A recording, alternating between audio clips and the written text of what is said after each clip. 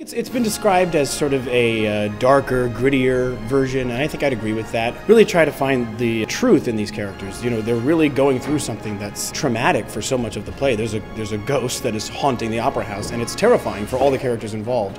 And so I think to really dig into these characters and figure out, you know, how that affects each one of us in a different way is sort of what sets this production apart. I think that in this production you see a lot more of the story through Christine's eyes, so you get to see a lot more of her story as well, and you see where she's come from and how she's really grieving throughout the entire show about the loss of her father, and she's yearning for love and she's looking for that. So that's really special as a young girl to play that. Our traveling crew of close to 20, in addition to about 75 locals, so about 100 people. It takes 3.5 days to get the whole show into Rochester. It is one of the heaviest shows on the road right now.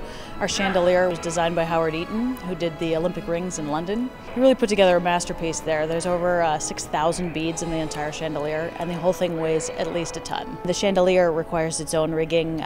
We are using the holes that the previous chandelier from the brilliant original hung from, but we like to do that so that we don't have to put any more holes in historic buildings.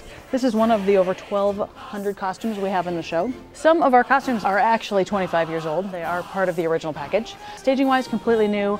We do use some projections. We also have a lot of pyro and special effects. There's walls of flames, there's fireworks. It's pretty spectacular. We have over 200 speakers that travel with us. At least a half of those are out in the audience as part of our surround sound package. So many microphones in the show. There's actually just as many in the pit as there are on stage because we have a live orchestra down in the pit. We travel with 5 musicians and we pick up the rest locally. So we have some really amazing players here in Rochester. It looks different. The score, the story, the music, that's all exactly the same. Such an honor to be a part of such a talented cast, above all, honestly, and such a successful show is just on top of it. It's like the icing on the cake. To sort of get to breathe new life into this with this new production of it, and to sort of play the role that I'm playing, it's just a tremendous honor. It's amazing. I mean, this show's been around for so long, and when you think of Broadway, you know, Phantom of the Opera is one of the first shows that comes into your brain.